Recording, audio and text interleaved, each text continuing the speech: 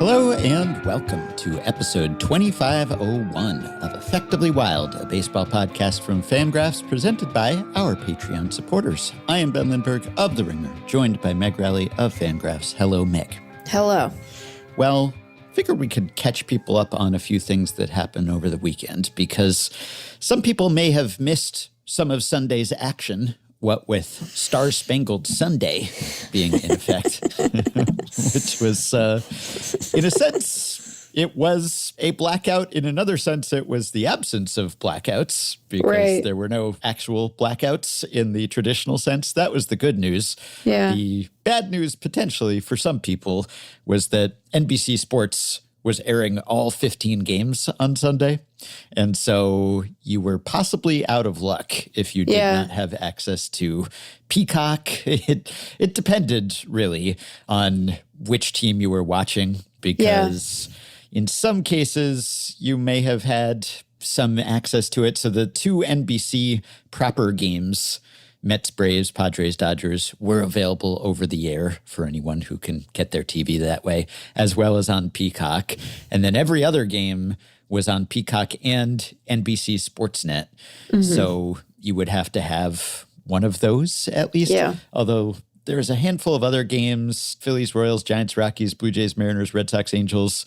Those were available on the visiting team's regional sports network. But yeah, it was not ideal to just, well, do you have Peacock? Do you have NBC Sports Network? Right. If not, maybe you're out of luck. I do have Peacock, so I was fine. But not everyone. That's just the streaming sports world we live in.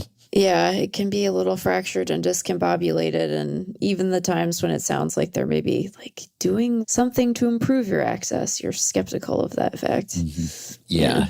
And the announcer pairings, NBC was sort of stretched thin in some cases. They often had some of the local broadcasters participating, which is nice. But yeah, it was an unwelcome surprise for some people who found themselves not able to access those games on a holiday weekend Sunday when a lot of people would have been liking to watch baseball. Yeah. There was also like a 4 games at once MLB multi-view, but you can't really choose which ones. It was weird, and people who've paid for MLB TV were not thrilled to not have access in some cases.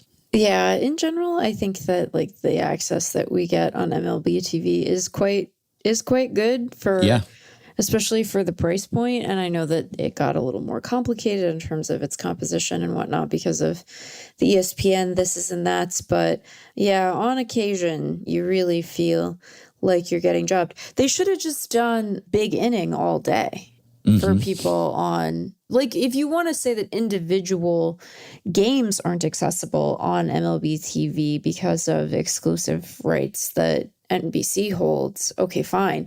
But then give everyone the whip around show for the whole day, you know? And I love big inning, even though I always sound like I'm saying beginning, big inning. Mm-hmm. They're so mean on that show sometimes. I think I've commented on this before. They really don't hold back. If they think you're playing poorly, you're going to hear about it. I would have loved to hear the big inning guys react to Eury Pérez getting pulled in the midst of our perfecto. I'm sure we will talk about that in greater detail. But yes, I would like to address that. But first, I wanted to talk about 2 big leaguers who made their debuts on Sunday. There were 2 brand new big leaguers on Sunday. People might have missed amid Star-Spangled Sunday. One was a minor league draftee of yours, Eddy Yean, I believe it's pronounced according to MLB.com. That's Yean. So he arrived to bolster your minor league free agent draft team. Thank God. Yeah, what was interesting to me, well, a couple things were he's a Nationals reliever, big guy, hard thrower, and he had a couple hitless, scoreless innings. So that was a good debut. Yeah. He took the bullpen cart. He did. Yeah, which that's pretty ballsy. Or I don't know. So. Yeah, that's a statement, really, which it's rare. And we did a Nationals bullpen cart interview a while back, and Sean Doolittle used to take it at times. But to do it in your MLB debut, I almost would think that a lot of guys would shy away from that. I think that the average guy probably shies away from it. I'm coming up through the system and I'm debuting at a pace that is typical. Maybe that guy says, nah, it's not for me. I don't know if it's big for your britches or actually demonstrating like an understanding one's own weakness, long from the bullpens out there. But when you've gone through like minor league free agency, do you just go, when am I going to be here again? I don't know. It's all very precious and precarious. And I want to ride the cart, and this is my shot to do that. I think maybe that's our understanding of this moment. Was he asked about it after the game? I don't know.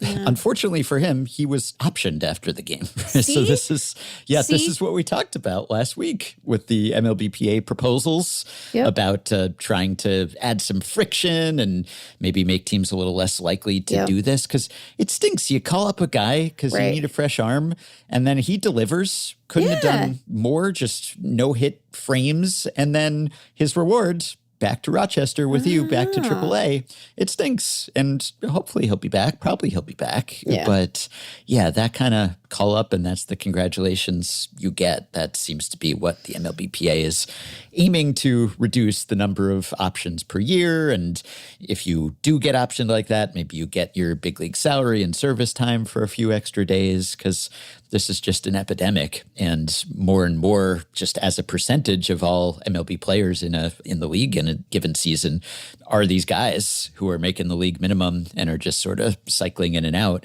Yeah. But I mean, you can't have confidence that you're going to be around. So do everything. Don't leave anything undone, including taking the bullpen cart. So, I applaud it. I mean, I said most guys wouldn't do that. Most guys don't do it ever, let alone in their big league debut. But something quite whimsical about that. Just finally make it, and then why not? Why not? You fought hard to get here. You might as well get a free ride to the mound. Exactly. Sure. Yeah. No one can accuse him of loafing in his life. If he wants to ride in the little cart, I would have a hard time if I were in the little cart resisting the urge to go beep beep.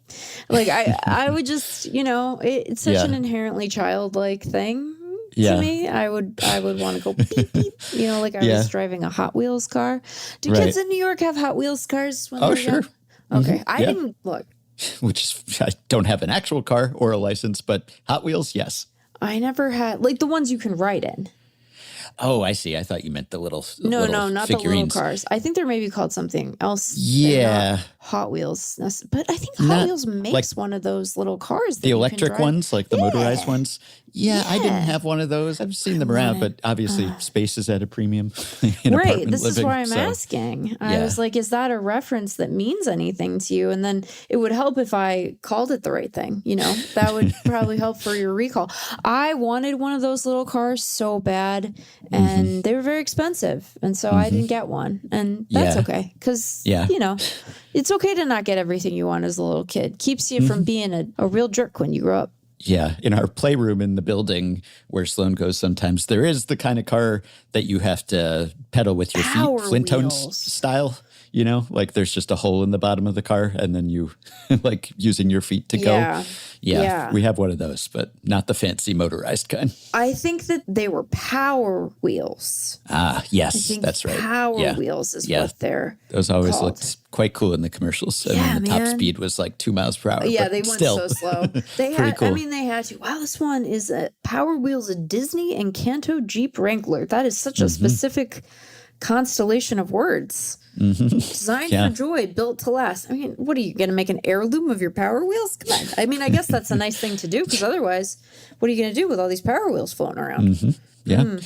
Anyway, the player doesn't get to drive the bullpen cart, of course, though. That would be extra whimsical if they did. If they could toot their own horn coming in, but they would have to request that the driver do it, or the driver overcome with excitement because someone finally took them up on the offer. To be clear, I am envisioning him going beep, beep, and miming beep, beep to a wheel that is not there. He's not driving. He has to think about the matchup. In some ways, it's like, are you more locked in because you just have this little ride and then you can get up there and get going? Or are you distracted by the fact that you are effectively in big kid Power Wheels, distinct from an actual car, and importantly different than just a golf cart, because you put stuff on the front to make it look special. Well, as John Brebbia revealed last week, that jog can be tiring if it's hot out there or humid, as it has been lately. Oh, man, sure, make the ride in style. Right. Now, on a less light note, there was one other debut on Sunday, and that was by Eliezer Alfonzo. Eliezer Alfonzo Jr., in this case, not to be confused with his dad, Eliezer Alfonzo Sr., the former big league catcher for a bunch of teams. Eliezer Alfonzo is also a catcher for the Dodgers in this case, and he made his debut on Sunday too. But he did under tragic, heartbreaking circumstances. Oh my gosh. Yeah. What with the ongoing damage and death toll from the earthquakes in Venezuela that we talked about last week. And as we noted, lots of Venezuelan players are playing with heavy hearts and playing with a lot of emotion. In fact, Wilson Contreras, since we discussed those incidents, he actually apologized. I don't know that he was the one most in need of apologizing, but we covered Cade Cavalli's statements. Yeah. Wilson Contreras actually subsequently apologized too, just for his getting ejected a couple times and his reactions to that. And obviously he's been going through a ton. Yeah. But Eliezer Alfonzo Jr. going through as much as anyone because he found out that his sister and his stepmom were killed. Yeah. And he found out about this, and it coincided with what would have been one of the happiest days of his life, making his major league debut. And he went through with it. He decided to play really as a tribute to his lost loved ones and with the support of the rest of his family and his teammates and everything. And it was a heartwarming moment, just, heart sore, heart sick too, but also obviously the fans were well aware of what was going on here. Yeah. He got a standing ovation in his first plate appearance, and they pinch hit for him after his first couple plate appearances. And I don't think he did anything at the plate, but still, that was one of those moments where it's like you just have to remember people are going through some stuff off the field, and the large contingent of players from Venezuela and MLB, they've all been thinking of this, whether or not they've been directly affected by it. Yeah. But it's heartbreaking. And there are a lot of situations we've seen over the years where someone loses a loved one and they play through it, and maybe they play through it as sort of a tribute. And usually it's not a big league debut. Right. That's a special circumstance. So I can't imagine just the range of emotions there, the highs and lows. I don't know whether he could really enjoy what would have been the highs given the lows. But yeah, that is another guy who's been bouncing around. He's 26. Yean is 25. Alfonzo signed a minor league deal with the Dodgers and just had his contract selected on Saturday. And it was his sister's dreams. One of her dreams was that he would reach the big leagues. So it's really sad, but it's also, it's nice that people really had his back and were supporting him like that. But yeah, it's rough. Yeah, I always wonder in moments like that, not that there's any one way that grief washes over people. It's such a specific experience, both for the person and obviously the circumstances of the one you lost and how that happened. But I wonder in moments like this, so much of being a high-level athlete of any stripe, but I think in some ways, particularly a baseball player, is about routine, right? Like the value of finding a routine that allows you to be your best, and, the reps and experience that come from observing routine and sort of committing to routine. And I think that when you suffer a loss like this, not only personally, but I'm sure feeling the reverberations of that loss beyond your own immediate family to other people you know and love, to a place that you know and love, it's profoundly disorienting. And it knocks us off our axis in a lot of ways, not the least of which is that things that we counted on being able to do, people we counted on being able to call, texts we might send first thing in the morning, pets we might feed, whatever it is, it comes with routine. And I think that when you're sort of unmoored from so much of the experience of your life that you had previously, I can imagine there being some amount of comfort in being able to root yourself back into something familiar, which isn't to say that it's, a completely perfect distraction. I'm sure he was thinking of them the whole time, but I always wonder if it proves to be some comfort to be like, well, this is familiar at least. Everything about my life is going to be different now. But this is still the same thing, right? Like my gear still goes on the same way. I still have the same obligations to a pitching staff, what have you. So I don't know. I hope that serves as some sort of comfort, even if it's only a temporary one. So. Yep. Okay. Well, we met a couple major leaguers. Congrats to those guys and condolences to Alfonzo. Yeah. And at least the Dodgers didn't option him immediately after that game because that would have been too cruel. Yeah. But he's filling in for Will Smith while Smith is on the IL. And congrats to the Nationals on no longer having the least valuable bullpen in baseball by FanGraphs, where the Kansas City Royals now claim that distinction. Boy. It's rough. It's a little rough out there. It's a little rough out there, huh? Also on Sunday, you mentioned it, another young pitcher, in fact, younger than either of the newly minted major leaguers, but a big league veteran at this point. Eury Pérez of the Miami Marlins pulled mid-perfecto after 7 innings and 92 pitches. And he was immediately replaced by Lake Bacher, the Marlins reliever, who had essentially the opposite of the outing that Eury Pérez had. Can you even call it an outing if there were no outs recorded? Did we? We had a term for this, right? Or that was a hitter, I guess, was the opposite of a no-hitter where it's just all hits. This wasn't all hits, I think. Oops, all hits. Or all on-base events or something. I think we talked about a no-outer, but maybe that was when a hitter has a quote-unquote perfect game at the plate, doesn't make an out.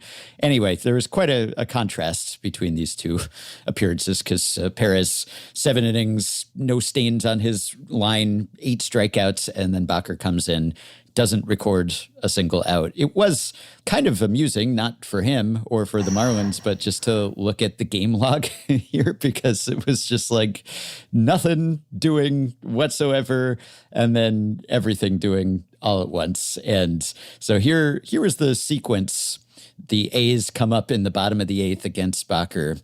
Lawrence Butler walks. Well, there goes the perfecto. Right. And then Joshua Kuroda-Grauer singles. There goes the no-hitter.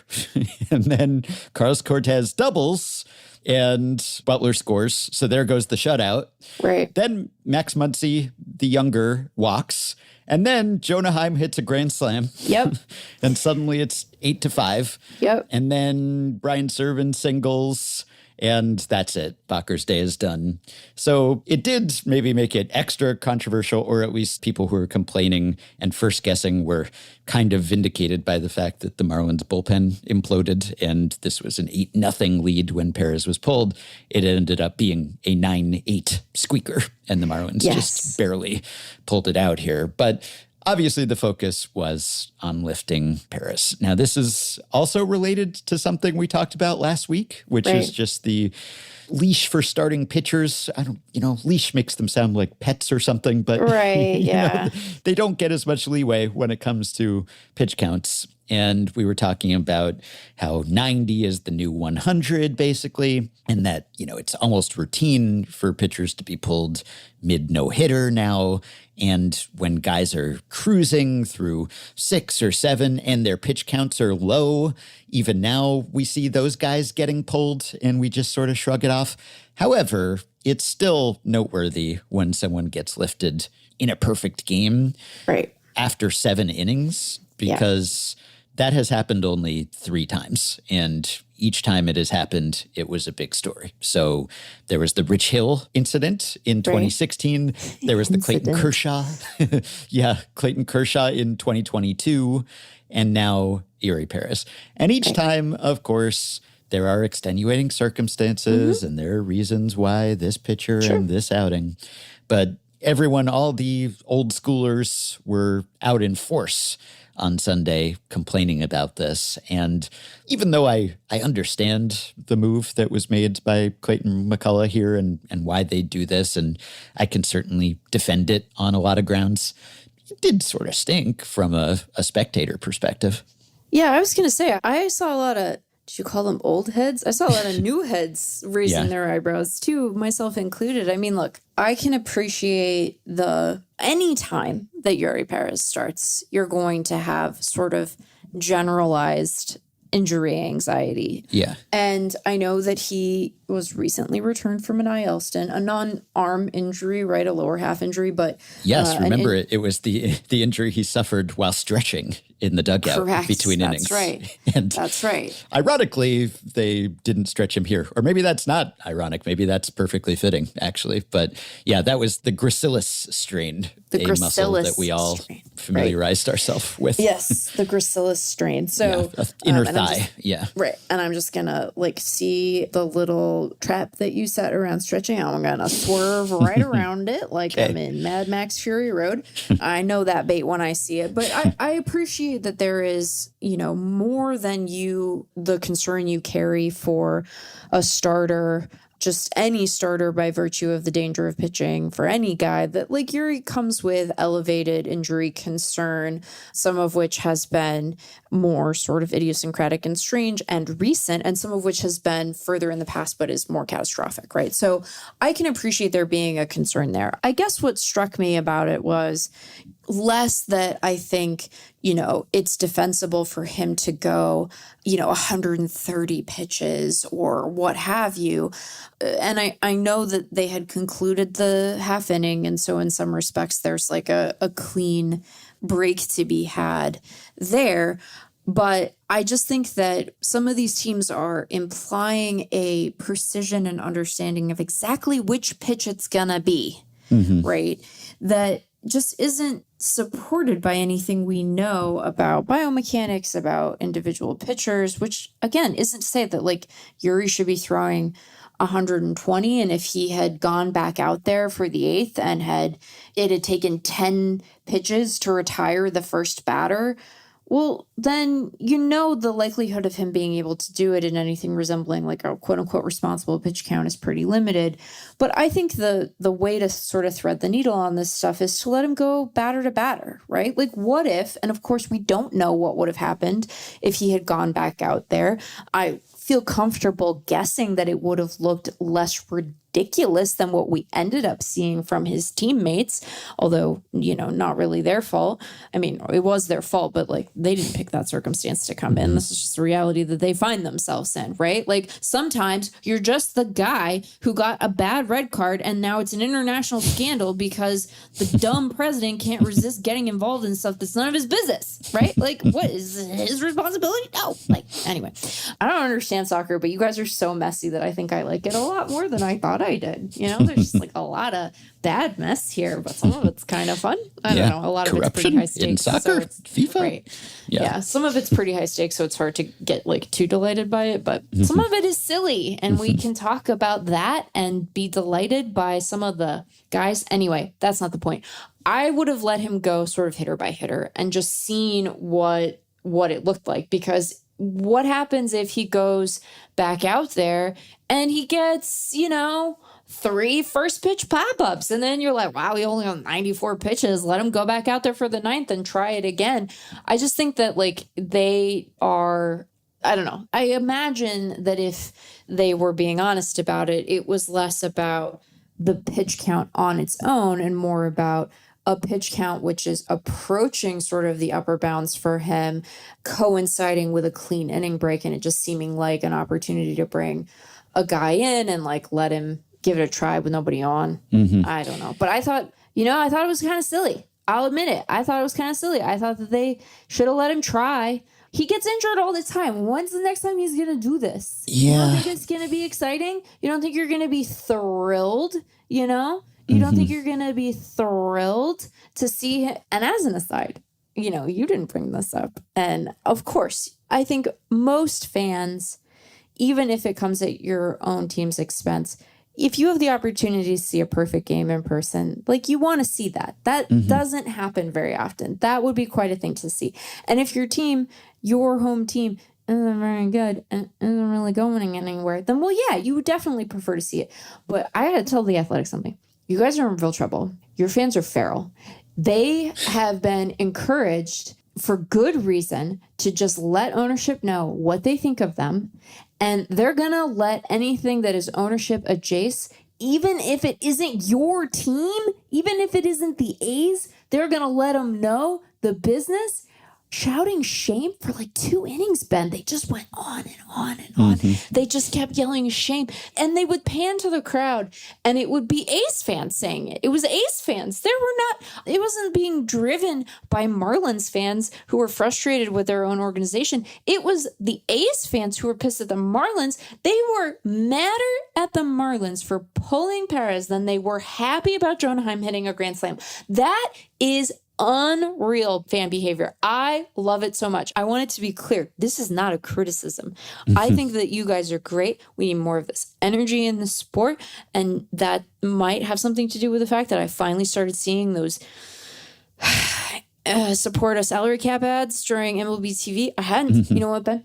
Last time we talked about ads, I was like, whatever, I'll take a salary cap ad over this Ozempic ad. I haven't seen the Ozempic ad one time, and I would prefer that. I was wrong. I would rather see the Ozempic ad. I am starting to get to the point where if I have to see that Baja Blast ad with Danny Trejo one more time, though, I'm going to machete my TV instead of a Baja Blast. It's like I should be able to say, fine, I'll buy a case of Baja Blast. Yeah. Case? Do they come in cases? Anyway, I just really appreciate the vibe of being willing to say, you guys are ridiculous. We find this unacceptable. And the broadcast was like pleading with the fans who couldn't hear them, which is great. They're like, they don't understand his injury history. I'm like, I'm sure some number of them probably have an understanding, even if they don't have a sense of the recent lower body injury. Like they probably have some sense of Eury Pérez's, past history and his arm issues and what have you. Like, don't assume that your audience is stupid. Assume that they're feral. Assume that they're angry. Assume that they wanted to see a perfect game and are being denied the opportunity. How many runs, and then I'm going to stop talking, how many runs into that run that the A's went on did it take for you to find it funny? Because I was annoyed for the first little bit. Like when Butler walked, I was annoyed. And when Kuroda Grauer singled, I was annoyed, although I was happy for him because he has a cool story.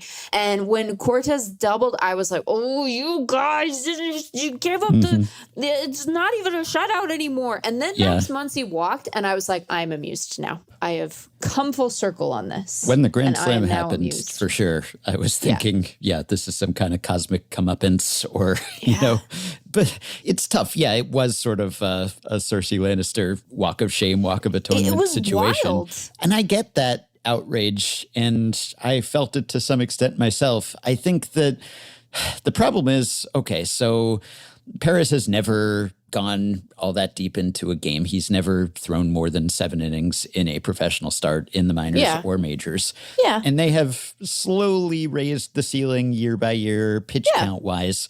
2021, he topped out at 81 pitches in a game. 2022, 88. 2023, 93. 2024, 0, because he didn't pitch. Sure. Because he had Tommy John surgery. Because he had Tommy John. 2025, he got to the century mark for the first time. I think his last start of last season. And then this year, he's topped out at 102, which was in mid-May. So that's sort of his ceiling. That's his established ceiling. And I get that if you are asking someone to do something that he hasn't been conditioned to do. Now, as you're saying, you can just wait and see.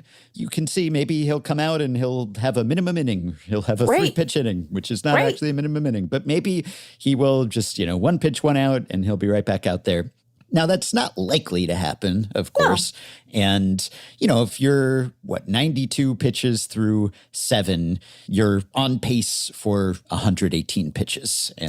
And it only gets harder as you go deeper into games. And he had lost about a tick on his pitches in that last inning. But he was still throwing like 98. Yeah, he was, right. In his final, sorry to interrupt you, I'm very rude, but also in his matchup against Geloff, his first pitch was a 98-mile-an-hour called strike. Yeah, he still had good stuff. He did get 1 whiff only in that last inning. But so you could squint and see, maybe he's starting to lose a little. The problem is, I guess, if you're McCullough, you say, okay, I'll let him go batter by batter. What if he gets through 8 and his pitch count is still, okay, maybe he has a really quick inning, but odds are he's going to be going into the 9th already at a career high or very close to a career high. And look, it's a special circumstance. Maybe it's worth setting a career high, but you might end up in a situation where if he gets through 8, then it's even harder to pull him after 8. And so then it's like, well, we've let him go this far and maybe he's in triple digits now. And do we bring him back out for the 9th? Well, we've kind of committed to it now until something happens. I mean, he could always have a plate appearance with 9 fouls or something, and then you might pull him after that. But probably if he racks up the pitch count, it's because he has lost the perfect game and guys have gotten on base or he's walked someone or something. But yeah, you could end up, I sort of see the point in preemptively just pull the cord after 7, because if you try to go batter by batter in the 8th and he gets through it, then you could really end up in a stickier situation where the cries of shame are even louder going into the 9th, but you're even more worried about endangering him. The problem is, and look, I guess we could say, well, this is what you get for coddling pitchers all these years. He has never been asked to do this. And so, okay, maybe to ask him to do it now, it would be too abrupt and it would be dangerous or something. And so you could blame the previous 5 years of pitcher development or non-development in his case. That ship has sailed, really. But that is often how pitchers are handled. Now, he was so good so young and he came up so young that I think it's appropriate. We used to talk about the injury nexus when guys are at even greater risk of injury when they're like late teens, early 20s for a pitcher. And there are so many cases of guys who came up really young and just blew out their arms or were never the same or didn't age well or whatever. So, okay, it's good to be careful and treat a kid with kid gloves like that who's so talented. But the problem is that you can never actually demonstrate that it was a good idea. It's really tough because you don't get the counterfactual. And when you're pulling someone because of the times through the order penalty or something, similarly, you never know, well, if we had left him in that time, maybe it would have been fine. But there's at least a pretty firm empirical grounding for moves like that based on many moves or non-moves that have been made in the past and the whole history of times through the order effect and familiarity and fatigue and all the rest. And so we know that on the whole, pitchers get worse when they see the same hitters in games multiple times. And so, yes, it's N of 1 and you don't know what would have happened that time. But there's a lot you can say analytically. Whereas in this case, there just isn't really. At least in the public sphere, I'm open to the idea that teams might know a little bit more, but I don't think they know that much more. And you could say, okay, leaving him in here to, let's say, maybe he exceeds his career high by 10 or 15 pitches to a range that would have been not even worth raising an eyebrow years ago, like not even that many years ago. It wasn't that big a deal if someone went 110 or even 120 or something.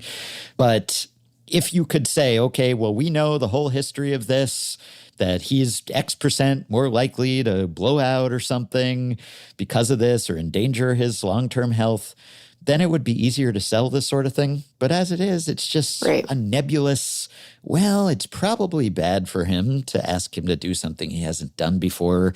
And maybe it's good to keep being more restrictive, but it hasn't paid dividends is the problem. You can't point to, even in Eury Pérez's case, you can't say, look, it has protected him. No, he still blew out his elbow, even though they were treating him very carefully, which doesn't mean throw caution to the winds. Okay, he broke once. We might as well just ride him as hard as we can, get what we can here. No, still be responsible and everything. But whether you're pointing to Pérez or league-wide, where it's not as if injury rates have declined or anything. And, I think it's partly a response to the fact that guys are throwing harder than ever, like Pérez, who throws very hard. And so it's maybe a reasonable response to everyone throwing so hard and max effort all the time that you say, well, if you're doing all that damage in short bursts, at least we're going to keep the bursts short because we can't have you going max effort and also going 8 or 9 in a game. It's so hard to untangle. It's chicken and egg because part of the reason guys are throwing max effort is because they're not expected to pace themselves and go deeper into games. And on the whole, it doesn't seem as if that trade-off has paid dividends in terms of pitcher health. Per pitch, per inning effectiveness, maybe. but it doesn't seem as if this is actually protecting pitchers. And meanwhile, we're losing something from a fan perspective, and that stinks. Yeah, and I want to be clear that I don't think it was like, it's not that it's not a defensible concern. And you're right. Maybe the calculus on the part of the staff is, hey, we have a clean break in the game. We can bring a reliever in with the bases empty. I mean, not that they stayed that way for very long, but you don't know that when you're calling to the bullpen, right? Mm-hmm. So we can bring a reliever in with the bases empty. This is only his second start back from the injured list, albeit again for a non-arm injury.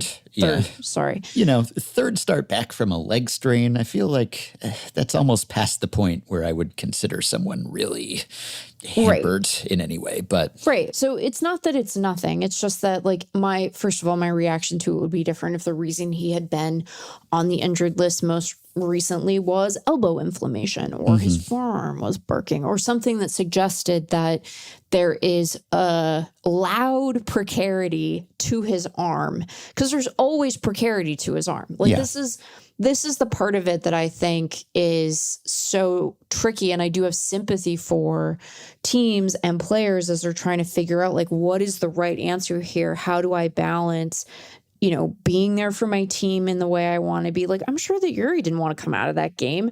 All you had to do was look at his face in the dugout. He's doing his best to seem so careful and, like, neutral, but you could just, like, the body language alone made it seem like he was pissed that he said through an interpreter, when I saw him, McCullough, approaching, I knew it was going to be like that, and I told him that I understood and that this was part of the plan. I took it in a good way. So, he was not trying to undercut his manager publicly, but I'm sure he was disappointed on some level.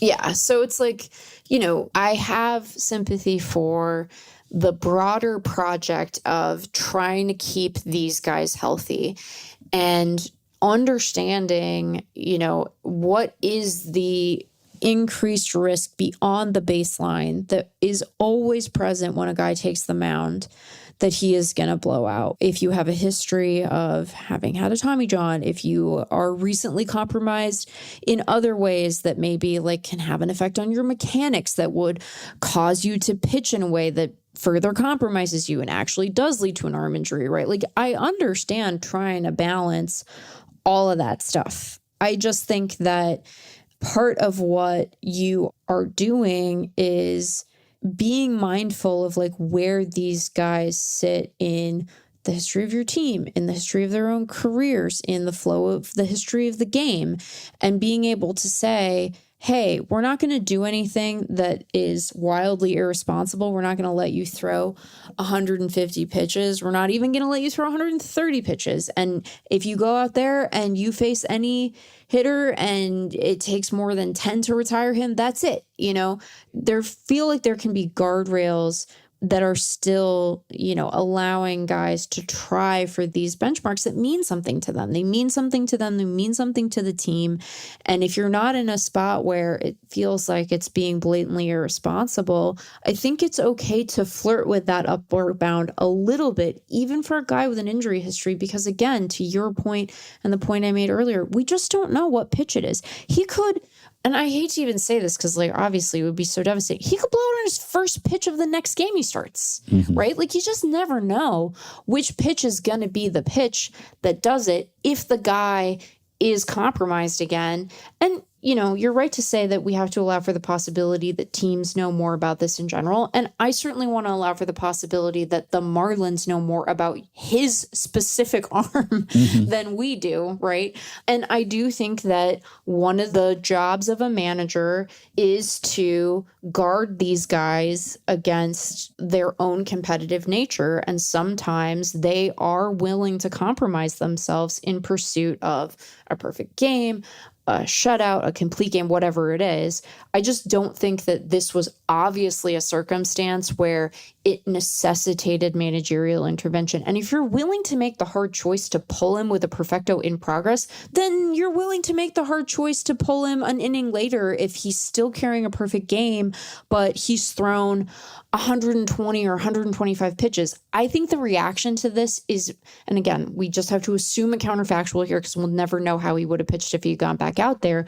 But I do think the reaction to it would have been different if he had gone out for the eighth, had gotten through that inning, but had thrown another 20 or 30 pitches, I think people would say, hey, look, like, this is exciting, but if you have to make this choice, you have to make it. I think the calculus around it changes. It might not change for the people of West Sacramento, who, as we have established, are feral in this particular instance. But in terms of the broader reaction to it, I think it would have been markedly different. So. Yeah, it's pretty impressive that he had this kind of game going in Sacramento to begin with. He's right. That's the other thing about it. It's like, if we're park adjusting outings, like, didn't he throw a perfecto really? Yeah. And I know you might be thinking, oh, was it sweltering? It was only 83 degrees at first pitch, so it wasn't as hot as it could be and sometimes is there. So that wasn't added stress. But yeah, maybe the added stress of the perfect game, maybe he throws too hard, maybe something happens. It's hard to know. McCullough put it partly in terms of the Marlins' competitive hopes, which is understandable because, as we discussed last week, the Marlins are pretty good. They just had a heck of a June. So weird. They're making a real race of it in the National League East, let alone the wild card. And McCullough said, us looking to play beyond the regular season, Eury's going to be an important part of that. He had it really going today, and I totally get it. And there was a part of my heartstrings pulling at his opportunity to keep on going. But I think I have to think about Eury, one, in our organization, our team, and what's best moving forward to give us a chance to continue to win games. So I made more of a calculated decision with where he was with the pitch count to take him out. And both he and Pérez said that they had planned 90 or 90 plus a hitter. Yeah. And so if you set a plan, it is often wise to stick to it. You're in the heat of the moment and your emotions get the better of you. And maybe it's better not to deviate. But boy, sometimes the specifics dictate a deviation. It's because of, and Joshian made this point too, that emphasis on the playoffs is just so overriding now that even if you have a really special game for the player or for a team or for the fan base or multiple fan bases in this case, maybe at least the people who were in attendance, that really pales in comparison now to, well, does it help or hurt our chances of winning the World Series? Right. Which is important, to be clear. Very important. But there is something to be said for a single game, memorable, historic event, because most teams are not going to win the World Series, and it can be a real saving grace if you're one of the 29 that doesn't, to have some special memory like this that can help define your season. So now it's just sort of, if something is perceived to lower your playoff odds or your World Series odds by 0.1% or something, nope, no good. Like, there's just no prioritizing a cool accomplishment in a single game or a regular season accomplishment over the postseason. And I sort of lament that too, while also understanding postseason's important. Everyone wants to win a World Series, but there is something to be said for this too, because this can be just as memorable as anything other than hoisting that trophy. And most teams don't get to hoist that trophy. So I'm sort of sad that the postseason has been prioritized to the point where it just kind of dictates all of these decisions. But it's tough. Like in 2016, when Rich Hill was pulled, he was dealing with a blister injury, as he often was in those days. And Dave Roberts didn't want to take any chances. And he put it then in terms of, well, we want to win a World Series. We want Rich to be available for us. And the Marlins rotation is, sort of shorthanded, and they need Eury Pérez. He's pretty important to them. And then in 2022, with Clayton Kershaw, it was more than just the World Series. This was his first start of the season. Remember, it was April. It was like lockout delayed spring training. He had been hurt the previous year. He was just ramping up. Like, he was at 80 pitches, but there was just no way, right? And he conceded as much. And so I think those circumstances were more mitigating than in this case, where it's just a young guy with an injury history who had a leg injury a while back. It's just, I don't know. It's tough. I'm sad that we're in this situation. Like, I don't totally fault the Marlins in this specific case. Like, I get it. I think most teams probably would make this choice now. And it's certainly the safe, risk-averse choice. If you're McCullough, if you're the team, you're probably not going to be fired for pulling the guy after 7 today. You might have been in an earlier era of baseball, but not today. So some people will chant shame at you, but it's probably not going to hurt your employment status. Whereas if you leave him out there and he does blow out, ooh, well, you might be in trouble if you deviated from a pregame plan to keep him to 90. So I get it, but it's not a brand of baseball I love. I would like a little extra leeway. There was a time where when a guy was going for a no-hitter or a perfect game or something, they would push it a little and you'd see some 120 or 130 when really no one else was doing it. And now it's basically nothing, not even a perfecto, which is meaningfully different and more special from a no-hitter. Now you're just not budging from that plan. So I'm disappointed, even though I understand it. Yeah, and I want to be clear. Like, I don't think that this is anything peculiar to the Marlins. I don't think that this decision is like wildly out of step with the industry. I don't think that, I don't know if I would have sat there chanting shame.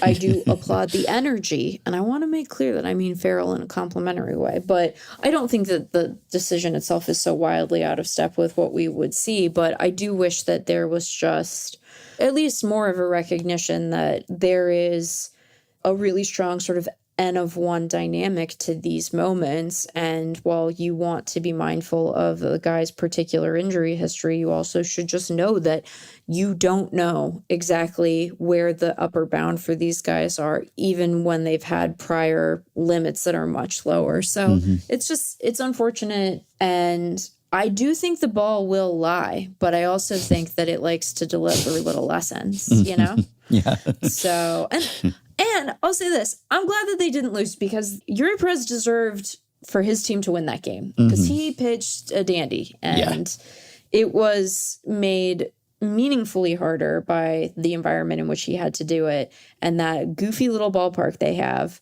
And so, I was like, oh boy, but I was like, all of the writers, we can just do subtext again. It's okay. Someone's going to bring subtext back and we're all going to be floored by it. It's going to be like Isaac Chotiner doing an interview where we're like, you're allowed to just ask follow-up questions? What? No.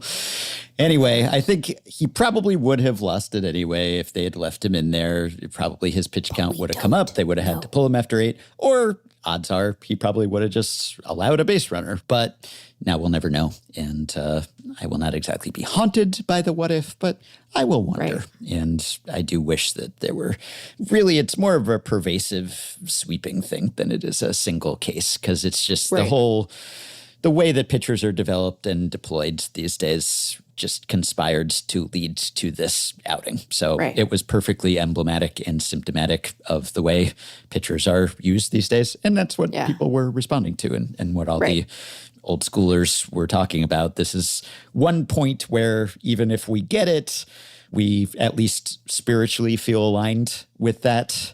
The analytics ruined baseball kind of argument, which I think is particularly true because in this case, I can't actually make that compelling an analytics-based case for, yes, this was the right move, which doesn't mean it was the wrong move. It's just it's hard for me to point to data that actually supports it. All right. So Lake Bacher, who was the reliever, if you can call him that, he didn't provide much relief in this game, but his Instagram name is Sixth Great Lake, which is pretty self-aggrandizing, Yeah, wow. He is from Illinois. But I mentioned this because one of the actual Great Lakes, Lake Michigan, conspired against the Cubs and the Cardinals on Saturday. Amazing. We had a fog bowl, basically, a baseball fog bowl. Yeah. And there was actually a brief delay. They had to pause the game because no one could see anything. It was pea soup out there. And if you were sitting behind home plate, you couldn't see the scoreboard in center. And in fact, ABS was defeated by the fog. It was not fog of war, I guess. War could still be calculated. But there was a challenge attempted. And the ump had to say, ABS just not operational right now. I think even the pitch tracking data was out. I mean, I guess that makes sense. They're kind of connected. Catcher's challenging the pitch. Got a challenge coming here from Pajes. That is the catcher, if you're wondering. Technology might not be able to see the strike zone. There's a chance that with this fog being this thick, it is a ball. They can't get not operational at the moment. The input. They can't get the data input into that. Yeah. So because they couldn't get data right there, the call just stands. It is a ball. I don't recall seeing something like that. Obviously, we haven't seen ABS in the big leagues before this year, but just pitch tracking itself being taken out of action by fog that thick, that's something. I guess it probably wouldn't have happened in a previous incarnation of StatCast when it was TrackMan based, because TrackMan was radar. And not cameras. Yeah, radar's pretty unaffected by fog, which is handy because you can use instruments to fly through fog, even if you don't see. But in this case, you have the optical tracking and the cameras and everything. And so if humans couldn't see anything, well, neither could the cameras. And so the fog was too thick. We have not seen that before. I don't know if we'll see that again, but that was quite amusing.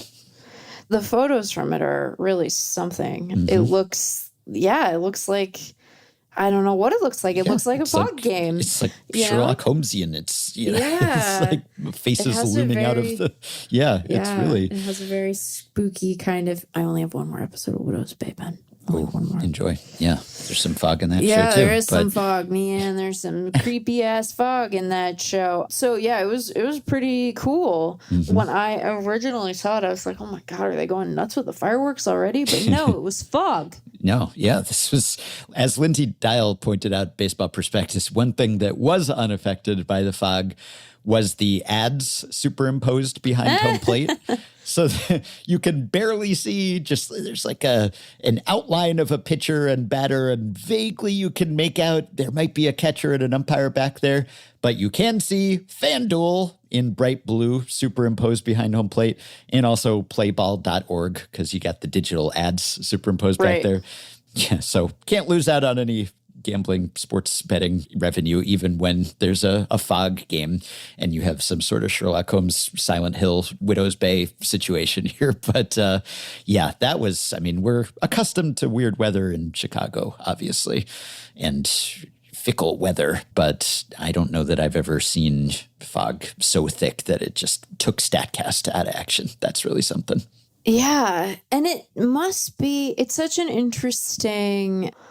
I wish that I understood the physics of that versus like smoke better. Because I don't think, were we to Hawkeye in 2020? That hadn't happened yet, I think that was when it was just changing over. I think it was maybe 2020 was the first year of Hawkeye-based StatCast. And the wildfire smoke, I don't think affected the pitch tracking. Obviously, to your point, we didn't have an ABS system to be concerned about in that moment. But I'm thinking to the various teams that ended up playing through wildfire smoke. And but from an air density perspective, I imagine it's quite different, you know?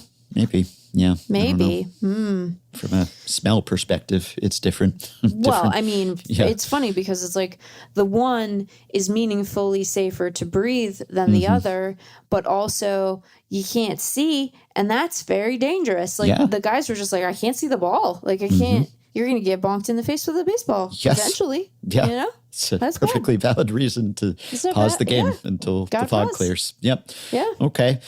Couple other things. We got the all-star rosters, and obviously they're in flux, and I'm not even going to venture into snubs and who was left out because we still got a little ways to go, and other guys are going to decline to go, and other guys are going to replace them, and there will be injury absences and late scratches and such, and ultimately very few players who deserve to be there will not have had an opportunity to be there. But what was interesting is that after all the uproar over the Blue Jays and their fans' support of their players and how many Blue Jays were leading the AL All-Star voting, they ended up with a completely unremarkable total of All-Stars. They got 2 starters, Ernie Clement, of course, and Vladimir Guerrero Jr.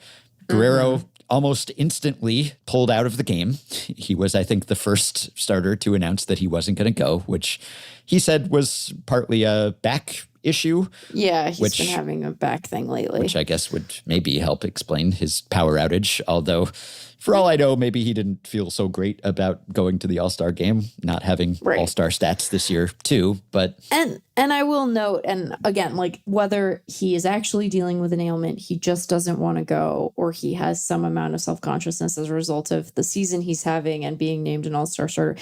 Like he did play literally yesterday as we're recording. So now playing in an actual game with stakes versus playing in the All-Star game, potentially very different calculus, and I understand that. But I do think it's funny where he's like, my creaky back. Although, did he say my creaky back? Or I don't think he said.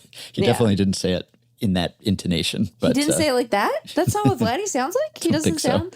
He doesn't sound like a haunted Victorian doll. So all they got was those two starters, and then Dylan Cease and Louis Varland, who are very deserving as pitchers. Yes. But that's it. There's just 4 Blue Jays in total and 2 position players, and one of them's not even going. And all that effort by the Blue Jays fans and all the, are they making a mockery of the All-Star game, which we discussed here too. And as it turned out, the Braves, Dodgers, and Phillies each got 5 All-Stars.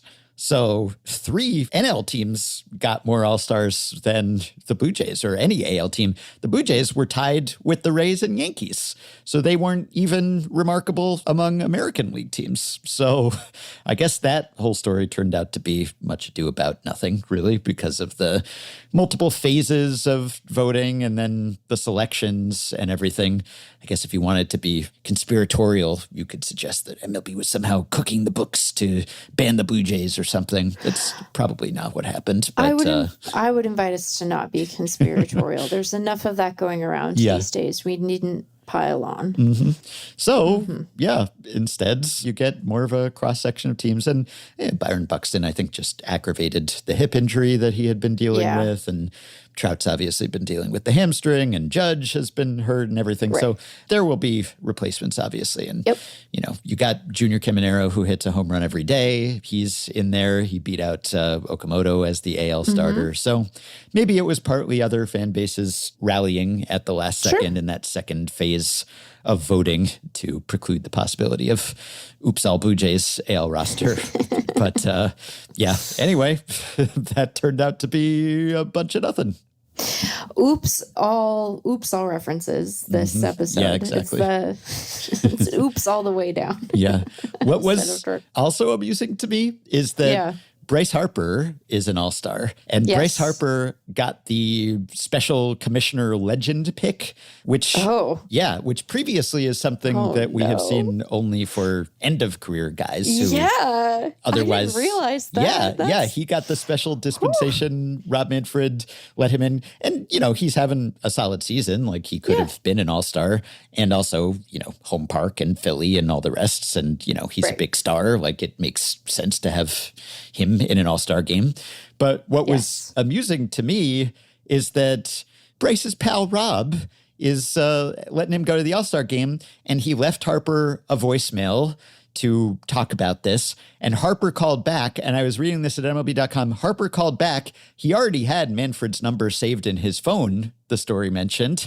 And Manfred told him that he chose him as a Legends pick. And Harper said, definitely grateful. And I think I deserve to be in the game for the way I've played. What is amusing to me, remember how just a year ago, Harper and Manfred were reportedly at each other's throats, and Harper was cussing out Manfred in the Phillies clubhouse when he was coming to talk about a salary cap. And other people were having to maybe prevent it from getting physical. And then there was some, implied threat that was maybe a miscommunication or something lost in translation. But plenty of bad blood between Rob and Bryce a year ago. So evidently they have patched things up. Or I love the idea that Bryce Harper had Rob Manfred's number in his phone. I don't know how common that is. I don't know what percentage of players would have the commissioner's number because, he makes the rounds, obviously. He does his pro owner pitches to players in clubhouses and spring training and everything. But I wonder if they talked it out after that confrontation in the clubhouse, and that's why they had each other's numbers, or Bryce just has Rob on speed dial or whatever. But, maybe they're putting their personal bad blood behind them for the good of the game and Philly and this Jewel event or whatever. But yeah, that was amusing to use the legend pick on a guy who's still, pretty young and good, as opposed to on the tail end, last gasp, sentimental favorite. And also that these two are buddy-buddy, evidently now. Okay, so I think that your interpretation that it is meant to be an acknowledgement as much of the place in which the game is being played and the season that Harper's having, which is quite strong, adjusted in terms of his WAR based on the positional adjustment and all that. But he has a 140 WRC plus. Like, he has 20 home runs. He's playing good baseball. Having said that, I think that there is room, and this is the gossipy, messy interpretation of this behavior. I do not think this is reflective of reality, but I have just admitted to enjoying soccer mess. So let us invite some baseball mess. I think this is a backhanded slap in the face from the commissioner to Bryce Harper, who absolutely clocked the offseason drama with Dombrowski, knows that Bryce is feeling a way about where he is in his career and his life at the old age of 33, and putting him in the legend spot is a way for him to say, getting late fast, isn't it? Getting late early. Getting late early for you, Bryce. I don't think that's actually what's going on here. And it would suggest... You just encouraged me not to be conspiratorial in my thinking. No, but I'm not being conspiratorial. I'm being messy. That's a different existence. That's a different state of being. I see. And I'm acknowledging that I think it is unlikely, but it would, honestly, it would imply like an understanding of interpersonal dynamics that I don't know that I always want to attribute to Rob Manfred. So I'm giving him too much credit in some respects. But yeah, Bryce, he just looks like a man who's drinking normal milk. I love that for him and for us. Good. Yeah. Maybe that's why he's bounced back. Probably not. But all right. Speaking of Rob Manfred, a little word about the ball here. So I talked to Ben Clemens about this recently, about the reduced drag. I asked MLB about it. I reported the statement that they sent to me about how there has been an issue with discoloration of baseballs and a yellowing, which has to do with some oil that has seeped out of the yarn, evidently, and they are fixing that, but it might not be fixed this season. And if there are any cosmetic issues, then they don't use those balls. But also, they're aware that the drag has been reduced lately and the ball's been flying farther, but they don't think, or at least have not established, any relationship between that issue with the balls being oily, which is really just an unpleasant turn of phrase, and the evidently reduced drag of the baseballs. So something's going on, or has been. I don't know that this will persist. And in fact, since I talked about it with other Ben, looks like the drag numbers in recent days have been a little more in line with where they were earlier this season. So for all I know, it might turn out to be a small sample blip, which would still be weird and hard to explain, but might not persist. Anyway, and Evan Drellick just wrote about this at The Athletic too. So there's been more scrutiny of the ball situation. And this was all hush-hush. Evidently, MLB told the PA and teams about this yellowish baseball discoloration that's going on here. And it affected like half of the balls. And so that's an issue because I guess they can't toss out that many, or, they said they weren't using them if they were visibly discolored in games, but maybe it's hard to ramp up the production and get that fixed in season. So it might not be fully fixed until next season. Don't know how that happened exactly. Hand-stitched, handmade baseballs, I understand, but not sure why the yarn suddenly started seeping oil in a way that it wasn't before. Anyway, there's been a lot of scrutiny about that and the uptick in offense, perhaps partly as a result of that in June. And then subsequently, Bradford William Davis, in his newsletter, iBlack, he did some public records requests, and he came up with some email correspondence that was sent back in 2019, which was kind of the peak concern about the ball. That was the peak home run rate year and low drag year. And Bradford unearthed this email sent from current executive vice president, possible commissioner in waiting, according to some sources, Morgan Sort, QU, saying, Morgan. And this was some correspondence between Morgan Sword and Rawlings executives. And of course, Rawlings is part owned by MLB.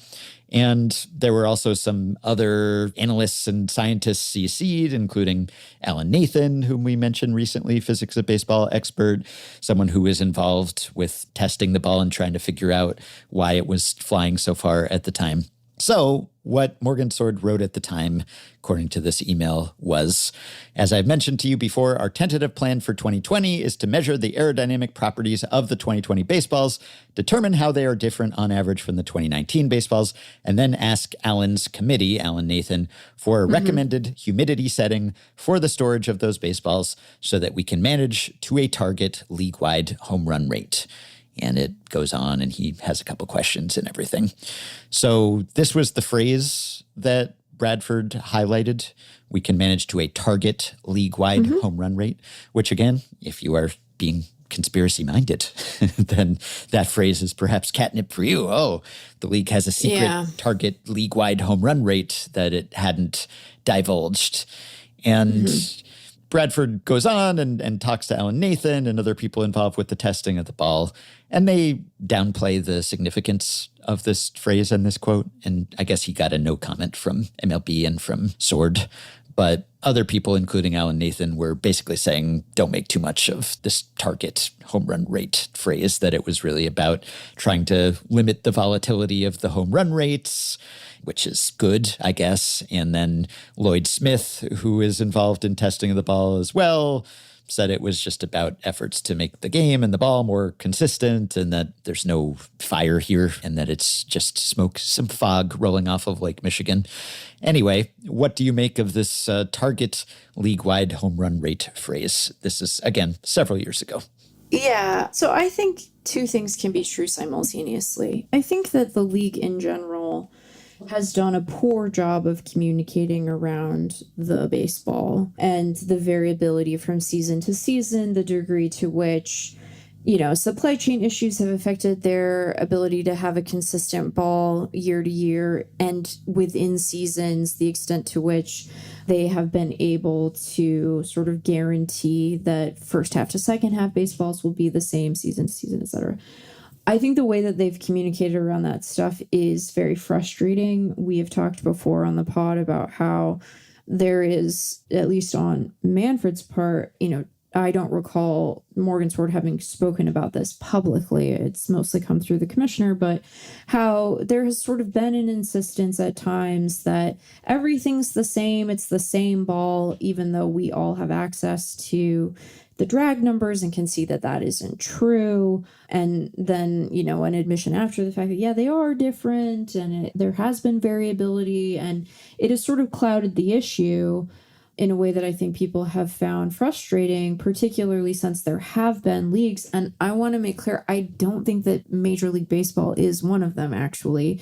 But there have been international leagues where the ball has been intentionally juiced in a way that was concealed and that has led to scandal and the resignation of high-level executives and commissioners. NPB, yeah. Mm-hmm. Right. So the ball and its variability as a vector for scandal is a well-established one, and I understand people having skepticism of what anyone associated with the league would say about it.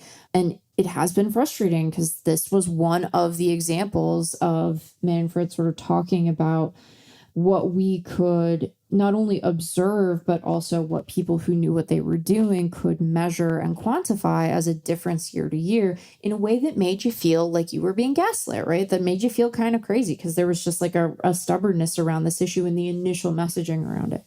So I think that the league has done a bad job of being transparent, and part of why the reaction to Bradford's reporting, to the work that he and Meredith Wills did around the ball from a couple of years ago, like part of why the reaction to that has been what it has been is because of this sort of original sin of them not being forthcoming about the state of the ball, the challenges they were facing in ensuring a consistent product. And there is something like inherently bananas about there being this much variance year to year in what is arguably, one of the two most important pieces of equipment on the field at any given time, right? Mm-hmm. So that's, I think, all true. I also think another thing that is true is that this set of correspondence does not change my opinion of whether there is a scandal here, whether the league was intentionally altering the ball, to achieve a particular result, whether they were knowingly, sort of goosing home run numbers either in 2019 or in 2015, right? Wasn't 2015 the year where after the All-Star break things shifted really dramatically? Yep. So, and part of why I say that is that like we all want there to be consistency in the bounciness of the ball. I think, the effect that has on the league-wide offensive environment is well established. I think it is important for teams to be able to plan on a particular kind of ball as they are thinking about roster construction, as they are sort of, making free agency moves, etc. I also think, and this is more a problem for the league than it is for necessarily you or I or even the teams, like when you are facilitating through partnerships with sports books a legalized gambling environment around your sport, I think it kind of behooves you to have a predictable as possible piece of equipment on the field that is so important. And so there are all sorts of reasons why it's an important thing. And in order to ensure that consistency, you do have to be like shooting at a target, right? And so I don't think that the statements that Morgan Sword made, I feel weird calling him Morgan, but I also feel weird calling him Sword, It's sort of like a weird Wario version of the Molly Jolly situation, Yeah. Feels weird to call a person Sword. It just does. I'm not trying to make you feel bad about your family, but it's weird that's your name. That's a weird name. Sword? Come on.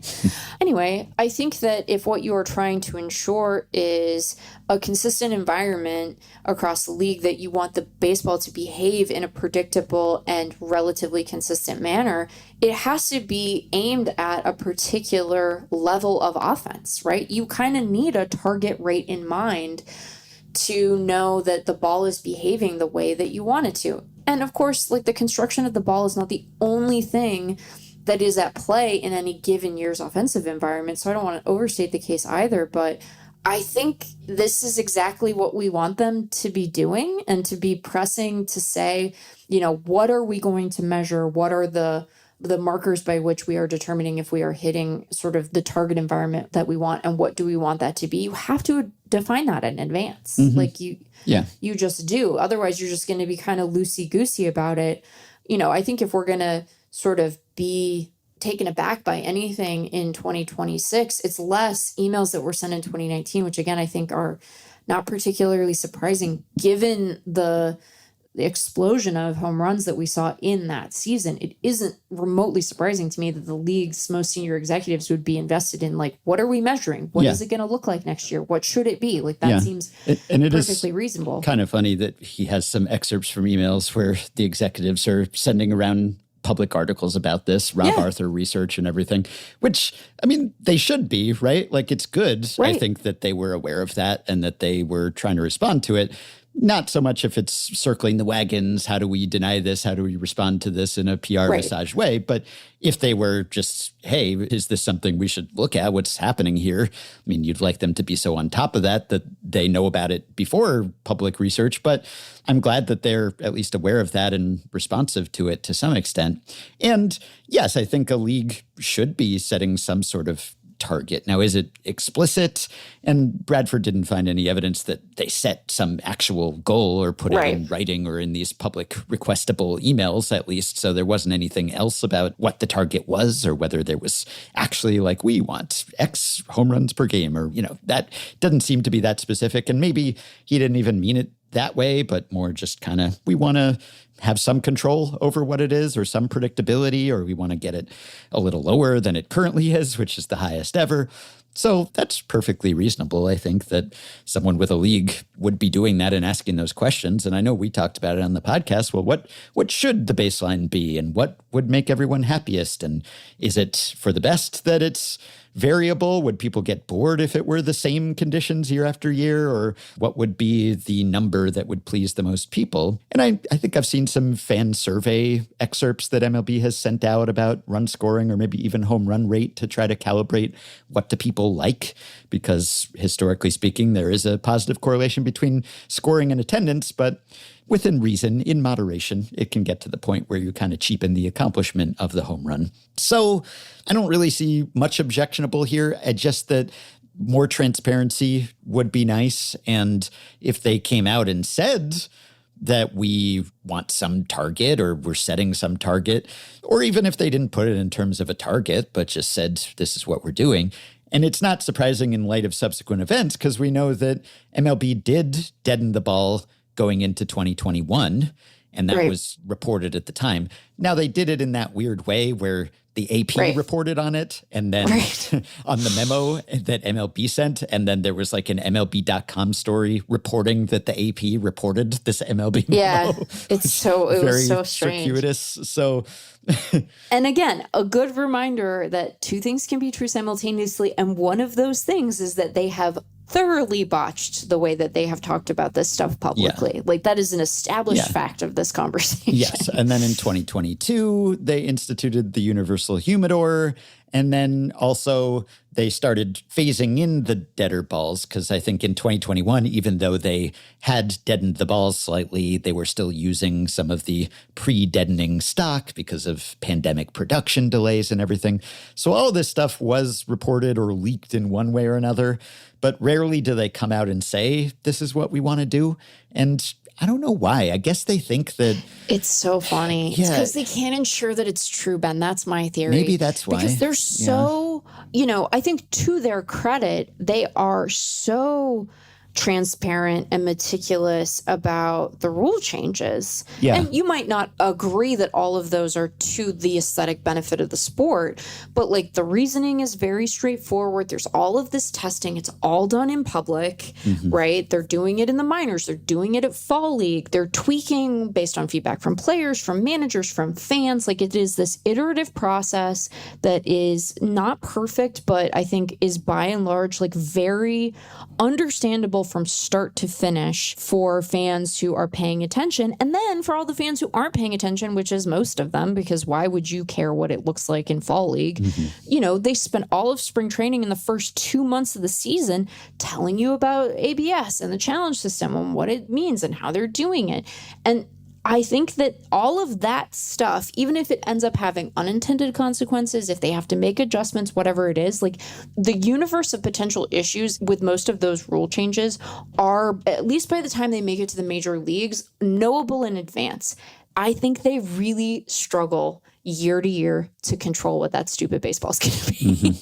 And we've joked about it. It's like, who's the baseball this year? Like, it's like getting to know the new kid in class.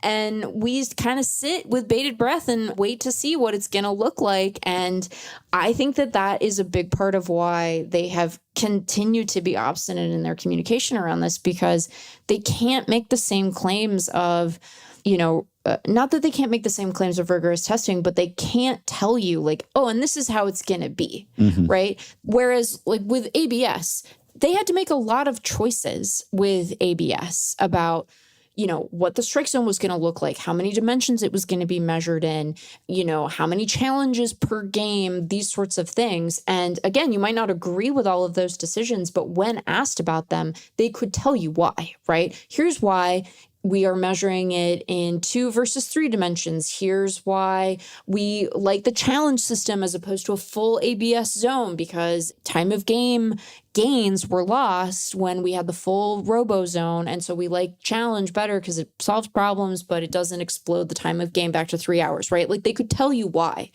And I think that it's a lot harder for them to do that with this thing that it does have variability. It's not like they are hiding a perfectly controllable baseball and refusing to produce it and then being like, hey, Rawlings, throw these ones out here. And also the oily ones, question mark. Is it easier to doctor the ball on the oilier baseballs? I don't know. I'm genuinely asking. This is the thing I've been thinking about. I'm like, are guys, I'm reaching into a belt that I am not wearing while we are talking to demonstrate what they're doing, because this is still to tell you guys. I don't know if that's still the time. Yeah, I'm not sure if it's still actively oily or if there was enough oil seepage they that wipe it it sort off? of made the cover yellow at some point. They use Goo Gone. Have you ever used Goo Gone? The miracle product Goo Gone? I have not. It smells like oranges. It smells like oranges, and it takes off, because we've been to the moon, but we can't design stickers that universally peel off when you don't need to know the price anymore. We just that's an engineering challenge, much like a reliable baseball, that we just don't have an answer to. And so sometimes you have sticker on something and then you take the sticker off and it leaves that sticky gummy residue. And then Gugan is not sponsoring this podcast, but I just appreciate that it's a cleaning supply that does exactly what it says it's going to and smells like oranges. Most of them don't smell like oranges. They smell like death. That would be an MLB-esque sponsorship arrangement, Effectively Wild and Gugan. Just the random kind of sponsors that MLB seems to cultivate. But I do think that the sponsor of Big Inning. Are we saying big inning or beginning? Don't know. We're saying Gugan or Gugan? Gugan sounds like a kaiju that would fight Godzilla. Yeah. The one part of the Athletic report that surprised me when it talks about how MLB says there's no evidence that the staining had anything to do with the reduced drag. There's one line here in the report that says, 2 people who read a report of testing at the Massachusetts lab and were not authorized to speak publicly about the study said it did not include measures of drag, which... If so, then that seems irresponsible. What did you... What? Oh, well, yeah, there would be no evidence if you didn't check for any. Right. You do have to look. Sometimes evidence presents itself to you. Right. But what do they think? Which was an issue with the first wave of the ball going so far. Right. It was because they weren't actually testing that. They were testing the core, the coefficient of restitution. They didn't realize how huge an effect the seam height could have. And so they weren't really checking that in drag. And that's why they were saying with some confidence, oh, the ball's the same. And it wasn't. But I thought that they had changed things after that so that they would be testing for that. So if that's true, and if they didn't actually check the drag on the oily balls, it's really it's a surprisingly rough phrase, oily balls. Yeah, you know? That I don't know really how they could have any confidence that there wasn't some kind of connection there. But yes, I think you're right that part of it is that they can't control it as well as they'd like to. And clearly, based on these emails, they'd like to. And no kidding, they should want to, I think. Also, they can't hide those other things as easily because they're very visible. I mean, if the bases are bigger, they're right out there under our noses and they're bigger. And if the rules are different, well, we're all watching that play out on the field. If the baseball behaves differently, well, that's a little more subtle. And you might have some suspicions, but you might not be able to tell for sure. And one reason we know and why this was widely circulated is because there is that public drag dashboard on Baseball Savant, which is there because of all the scrutiny of drag years ago.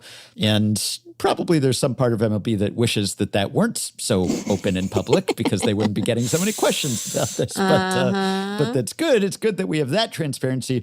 But I think because it is easier to obscure these things, they don't feel the same pressure to announce them. And also maybe they think that it would be bad PR in a way that, okay, when they publicize the new rules, they think that's going to be good PR. And it has been for the most part. People like more base stealing. They like faster games and everything. So yeah, they want to brag about the pitch clock. They want to brag about base stealing. Maybe they want to brag about shift bans to placate people who didn't like the overshift. Maybe they think that announcing that the ball will be changed in one direction or another, people wouldn't like that tampering with the core equipment. I tend to think if you just put it out there like, hey, this is no big deal. Like we're testing the ball. We want this kind of level of offense or home runs that fans have told us they like, that this would not be some sort of black eye against the game or something.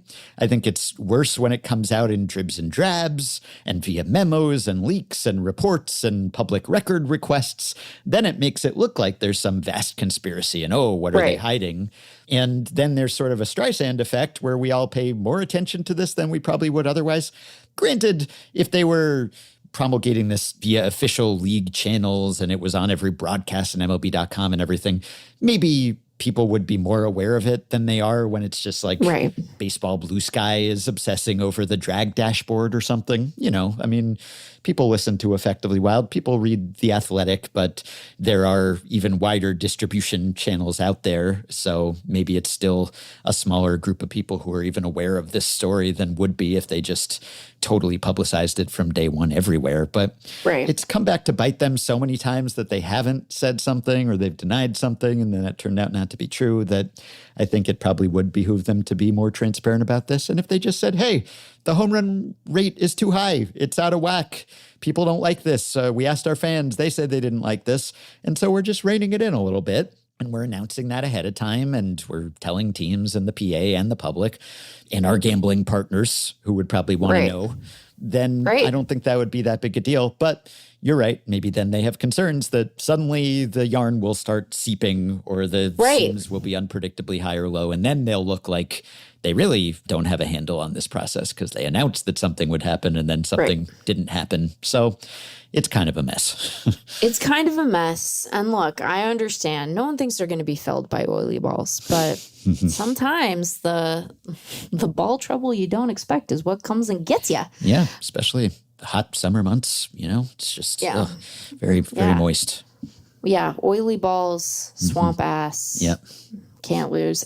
And I also think that, it is you're on your back foot, not only if you're the league, not only because you took an initial defensive posture and have sort of been fighting against that initial problem, that first mistake this whole time.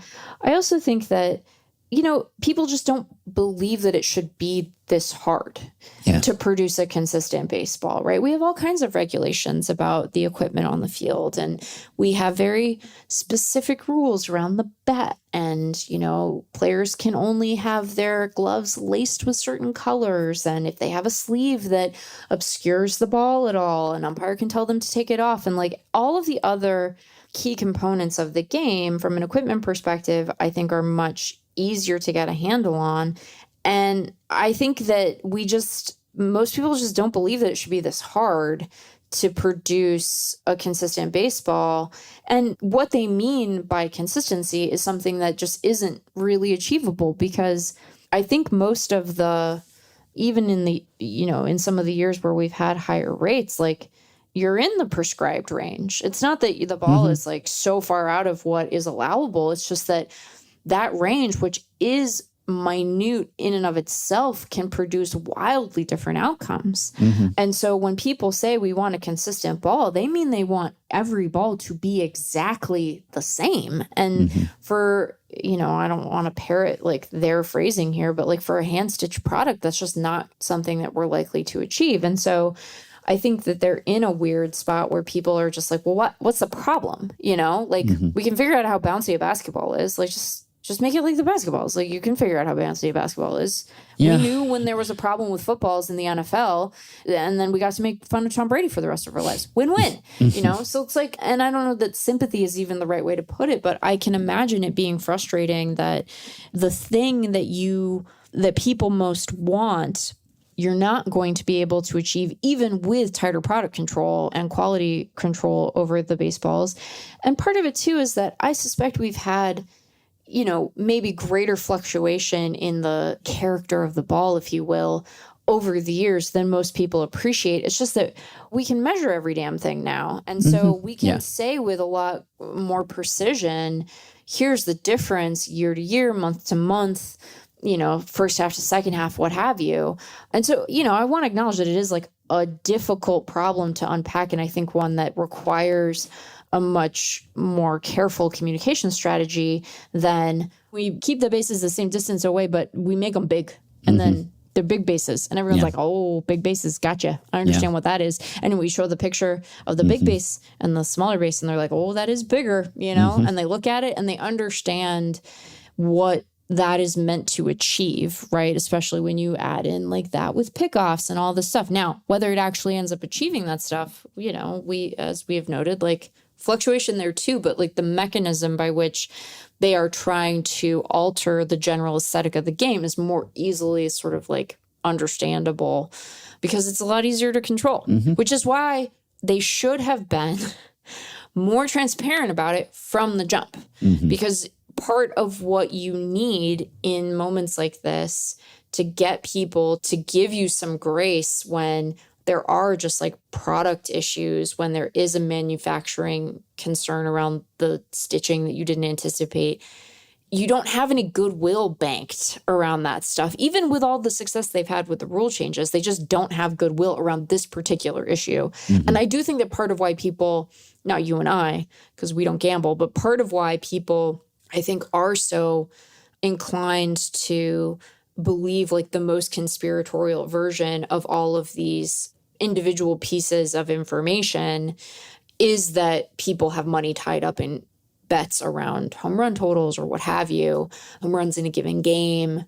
And, you know, I hope that they get their stuff figured out and that they can figure out a different way to talk about it, because like I have seen people sort of like impugning Junior Caminero, for instance, and being like, well, you know, no wonder he's having this home run success. And it's like, well, sure, the ball does matter. To say that it doesn't would be irresponsible also. But like, Junior Caminero is a great power hitter. Like, you know, and what we've seen in prior seasons where the ball has been bouncier and has gone farther, the Junior Camineros of the world aren't necessarily the guys who benefit the most from that, quote unquote, because he doesn't have trouble clearing the fence, right?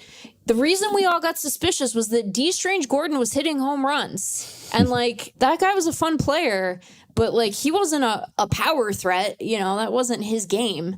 So I think that it really does do a disservice to the players when we have this sort of cloud of suspicion around it, which is unfortunate because it's like, this is one of the, it does feel like something you should be able to dial in better, right? And so it is frustrating. And, you know, this isn't like PEDs. This isn't a fault of the players. This is just like the ball that's pitched to them is the one they have the opportunity to hit. It's not like he can be like, oily ball. Yeah. Give me a different one. Like, you know, so anyway, stuff like this is frustrating, but if it does have one silver lining, even if, as I think people can probably glean from our conversation here, like I don't find these emails to like be all that revelatory. Maybe one of the takeaways that the average fan could have would be to think like, yeah, like sometimes league isn't always shooting straight on some stuff, you know, like between innings with ads. Sure. It's another reason for big inning, you know? Yeah. This is another reason because then you're just bopping back and forth. You don't even see the salary cap ad. You're just like, oh, big inning. D. Strange Gordon is a farmer in Florida now. I read about that recently. Yeah, it's nice. Oh, yeah. That's nice. Just too bad Well, that the baseball doesn't get inflated and deflated so that we could have Deflategate scandals as they have in the NFL or the NBA even at times. But yeah, we get a different brand of scandal. They had ball bounciness issues. They have, yes, at previous times. Yeah. So anyway, I do think that there's probably a way to automate the construction of the ball. And we talked about it way back when. And probably if you did that, well, you'd lose a link to tradition. You'd probably have a bunch of people out of work who are stitching those balls. There would certainly be downsides to that. But yeah, it is, you know, it's like the ball rubbing mud and the hand-stitched baseballs. There's something quite quaint about it, which I appreciate. Yeah. It's very baseball to do things that way, but it is more unpredictable. It's true. So yeah, there have been efforts to try to standardize these things, right? And remember, there was, you know, pre-tacked balls, which we've seen in other leagues and international competition, and they've experimented with that in MLB, and players here didn't like the experimental balls that they came up with. So it doesn't seem like it should be an insuperable problem anyway. Okay. Wouldn't you rather have experimental balls than oily balls? I would, unless you had a combination of both. Experimental oily balls, worst of both worlds. What if that's the experiment, is to make them oily? All right. And the last thing, just briefly, I just wanted to shout out, and Joshian just wrote about this too, but there is one team, I think, that has not had to use a sixth starting pitcher this year. It's the Cleveland Guardians. They have used 5 guys for more than half of the season. That's great. Yeah. And there are 2 teams that have used 6. One of them is the Cardinals. So it's Cards and Guards. And the Cardinals had a historically healthy and stable starting rotation last year, too. And then also your Mariners have gotten away with 6 starters all year, and they've had their whole piggyback situation and 6-man rotation and all of that. Yeah. It's always really nice, though, when you can get through a season without your guys getting hurt. And according to the Baseball Prospectus injured list ledger, the Guardians and Cardinals have the fewest days and games missed to injury this year. So if you're wondering how they have both exceeded preseason projections, in the Guardians' case for the umpteenth time. Tends to be a big part of it. It's a big part of it. And they're both either clinging to or just outside of playoff position as we speak here through the weekend's games. And yeah, if you don't have to dip deep into your rotation depth chart, then that's really going to help. And it kind of comes full circle because we started this talking about the lack of durability and Eury Pérez and how pitchers are used and everything. And I do keep thinking and hoping and wishing that maybe some team will just say, well, if we can just not go all stuff and max effort, but go for durability and prioritize that to some extent, then maybe we would have an edge and we would be able to come up with some guys other teams aren't really targeting. And then we wouldn't have the flashiest staff, but also if our guys didn't get hurt, we wouldn't be forced to use our seventh and eighth string starter or whatever. Like the Cardinals have used Hunter Dobbins for a couple spot starts, and I think maybe are contemplating a 6-man rotation now because he's been pretty effective. But really, no one has been hurt, and Guardians haven't had anyone hurt. Pirates, I think, have only used 7. You know, they had guys at the start of the season who were hurt, who came back, Jared Jones. If you can get through a season like that, it's quite an advantage. Both Cleveland and St. Louis have middle-of-the-pack stuff and speed. Just looking at 4-seamers and 2-seamers, sinkers combined average velo this year.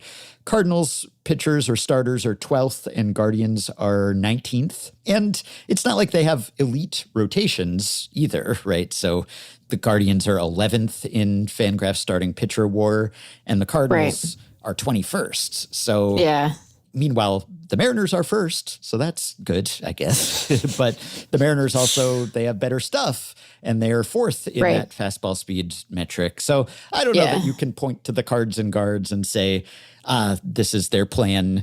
Let's just go get guys with lesser stuff, and they'll stay healthy, and we won't have to go to the 10th guy who won't be as good. But it's kind of working out that way. And it's other stuff that's responsible for the Cardinals because they had good, stable, healthy, durable rotation last year, and they still just sort of stunk. But this year they've been good enough. And so I want this to be a model that is replicable or even to be a plan as opposed to just a happy outcome.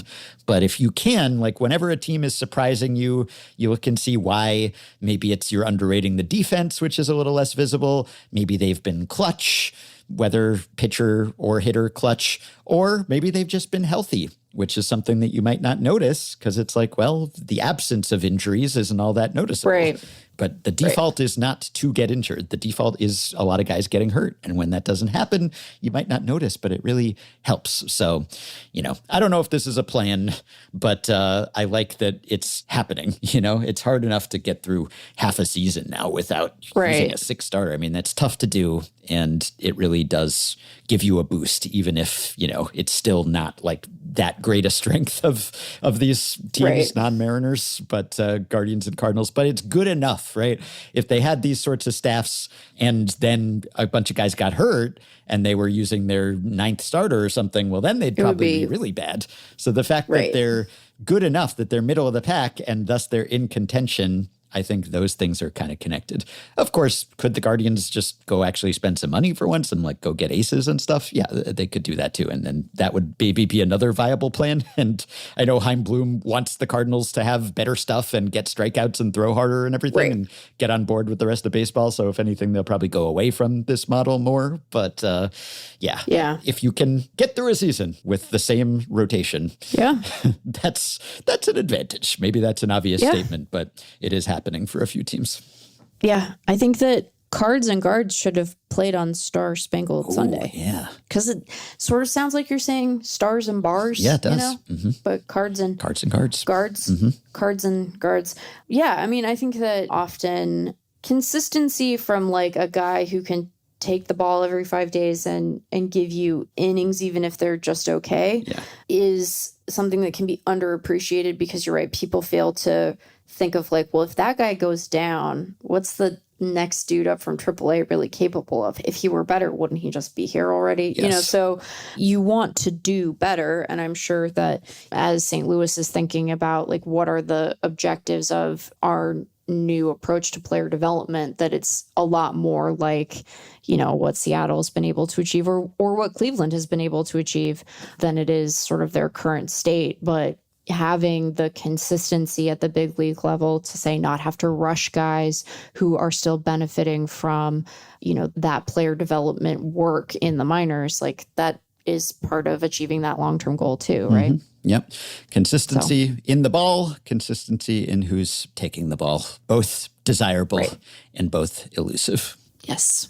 Okay, that'll do it for today. By the way, so many rhymes. We talked about Lake Bakker's bullpen blow-up in relief, quote-unquote, of a perfect Eury Pérez. Well, the president of Retrosheet, Tom Tress, posted on Blue Sky, "This has to be the most extreme contrast in pitching lines by consecutive pitchers for the same team in the same game. And by some metrics, yeah, I guess it does almost by default. By percentage of runners reaching base against a pitcher, for instance. 0 to 100 is as big a gap as it gets." But I asked StatBlaster extraordinaire Michael Mountain if he could quantify that any other way. And he came up with a method based on RE24, which Baseball Reference calls base out runs added. It's basically the change in run expectancy from the beginning of one plate appearance to the end of it, and then extrapolated over pitcher outings to come up with a cumulative number. And Michael homebrewed a version of that accounts for ERA, though not park effects. And by that method, Pérez to Bakker was the fourth most wildly divergent RE24 total from starting pitcher to first reliever. Michael sent me a spreadsheet with the top 100 from 1910 to 2025, which I will link to on the show page. But the top three, number one is Eric Milton, Twins pitcher, to everyday Eddy Guardado, Twins reliever, on April 9th, 2000 against the Royals. Milton went 7 2/3, gave up 2 runs. Then Eddy came in, gave up 4 runs without recording an out. He entered with 2 outs and 2 on, went walk, 2-run single, 3-run homer, solo homer, pulled. As Michael notes, Bakker faced more guys and allowed more guys to reach, but didn't come in with men on base already and didn't have the excruciatingly painful hope of just 1 out and we can escape from this mess. The other 2, Devil Rays pitcher Ryan Roop to Roberto Hernandez, May 23rd, 1999 against the Angels. Roop went 9, 1 hit, no runs, 8 strikeouts. Then Roberto Hernandez came in the 10th and gave up 4 runs, 3 earned while recording only 2 outs, took the loss, spoiled Roop's gem. And third, Cubs versus Phillies, September 20th, 1997. Jeremy Gonzalez starts, 8 scoreless innings. Terry Adams comes in, blows the save and takes the loss, doesn't record an out, gives up 3 runs. But there is something about the Pérez to Bakker game, going from perfect to perfectly imperfect. And as Michael says, like win probability added, RE24 doesn't care if you're throwing a perfect game as long as you haven't allowed any runs. Getting more outs is beneficial, and those starters in his examples got more outs than Pérez did.